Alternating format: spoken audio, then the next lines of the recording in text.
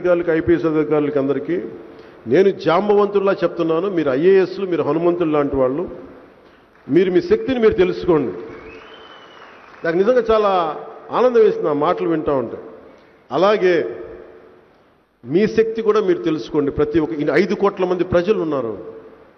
మీరు ఒక్కసారి తెలుసుకున్నారు. మొన్న ఎన్నికల్లో ఒక్కసారి మీ శక్తి మీరు తెలుసుకున్నారు. 151 సీట్ల నుంచి 11 సీట్లు తీసుకొచ్చారు. మీ శక్తి మీరు తెలుసుకుంటారు.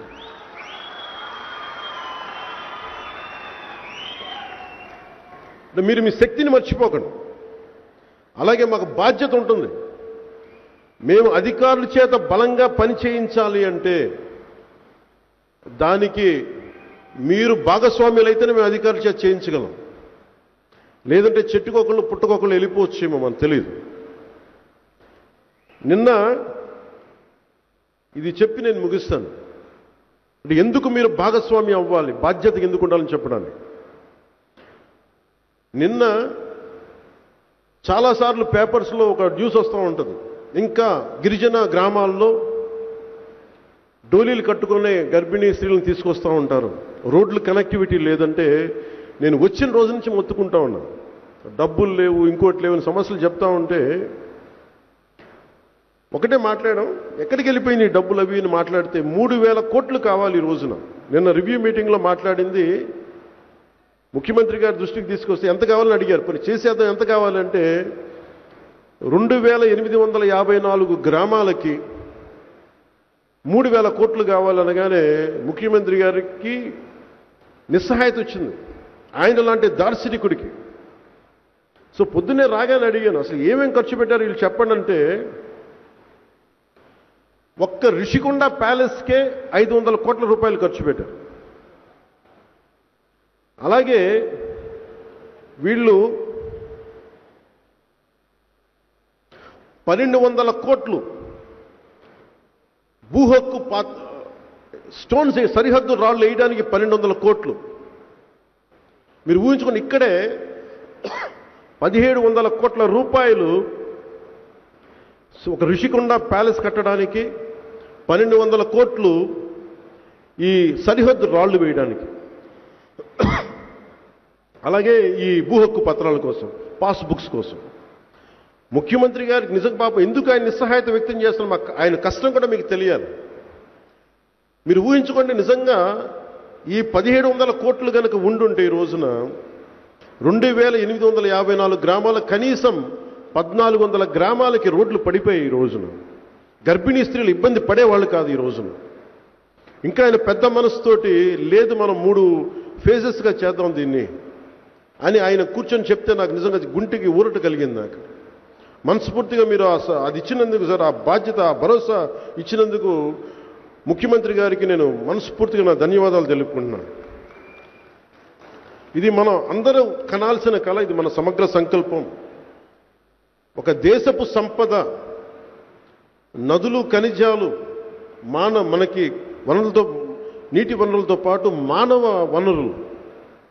ఈ 2047 ఈ విజన్ డాక్యుమెంట్ ఏంటంటే, మనకున్న ఖనిజాలు కానీ, నీటి వనరులు కానీ, సహజ వనరులు కానీ, వీటిని మానవ వనరుల్ని ఎలా అనుసంధానం చేసి ఎలా అభివృద్ధి పదంలోకి తీసుకెళ్ళాలి అనేదే ఈ విజన్ డాక్యుమెంట్. తద్వారా మనకు జరిగేది, మన భవిష్యత్తు బలంగా ఉంటుంది. ఆయన కోరిక కూడా అందరూ సంతోషంగా ఉండాలి, అందరూ ఆరోగ్యంగా ఉండాలి, అందరూ ఐశ్వర్యంతో ఉండాలి అనేది.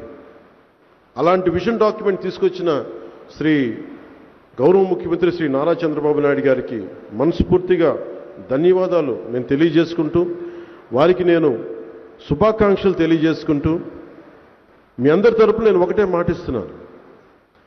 పొలిటికల్ స్టెబిలిటీ ఈ రాష్ట్రానికి కనీసం తక్కువలో తక్కువ 2.5 దశాబ్దాలు ఉండాలని నేను కోరుకుంటా ఉన్నా. పెట్టుబడులు రావాలి అంటే చెప్పారు కదా మీకు, united we stand, divided we fall అని. మనం కుల పరంగానో, పార్టీల పరంగానో, ప్రాంతాల పరంగానో, వర్గాల పరంగానో కొట్టుకునే రోజులు ఇంక అయిపోయినాయి. ఆ రోజులు అయిపోయినాయి. 21వ శతాబ్దంలో ప్రవేశించి కూడా ఇంకా నా కులం, నా మతం, నా వర్గం అంటే పని చేయు. సమస్యలు ఉన్నాయి, కరెక్ట్ చేసుకుందాం. అంత మాత్రాన్ని కొట్టేసుకొని రాజ్యాన్ని, రాష్ట్రాన్ని చిన్న భిన్నం చేసే పరిస్థితులు అయితే లేవు. వేదిక పైన ఉన్న వాళ్ళు కానీ నేను కానీ ఎవ్వరూ కూడా గౌరవ ముఖ్యమంత్రి గారి మేమందరం ఒకటే మాట మీద ఉన్నాం. ఆయన వెన్నంటే ఉన్నాం. మేమందరం కలిసి ప్రధానమంత్రి నరేంద్ర మోదీ గారి కన్నకల వికసిత్ భారత్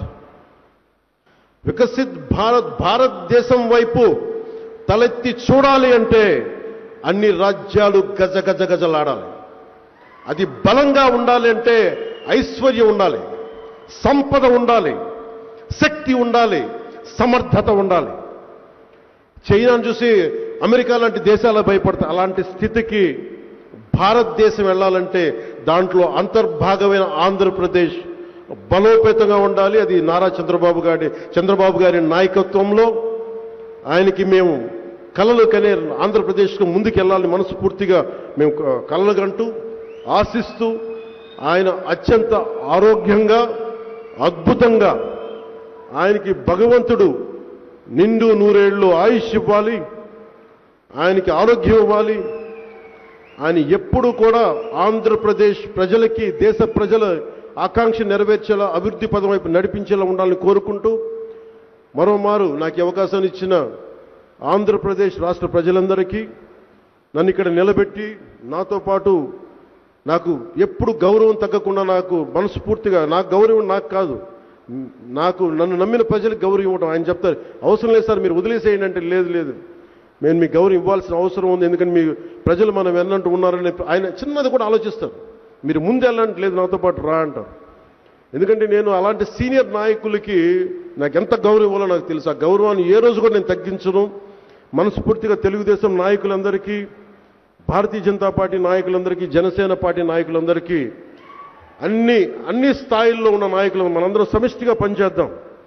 చంద్రబాబు గారితో నేను ఎలా కలిసి పనిచేస్తున్నానో కొన్ని సమస్యలు ఉన్నా మనకి అప్పుడప్పుడు ఉంటాయి. కొన్ని సమస్యలు ఇలా ఎందుకు చూడకూడదు అలా ఎందుకు చూడకూడదు ఉంటాయి. కానీ వీటన్నిటిని అధిగమించి వెళ్ళటమే మన ప్రజలు మనకిచ్చిన ఈ మ్యాండేట్. దీన్ని గౌరవించాలని మనస్ఫూర్తిగా కోరుకుంటూ గౌరవ ముఖ్యమంత్రి చంద్రబాబు నాయుడు గారికి మరోమారు ధన్యవాదాలు తెలుపుకుంటూ అద్భుతమైన ఈ యాత్రలో మీ వెన్నంటే ఉంటామని తెలియజేసుకుని సెలవు తీసుకున్నాను.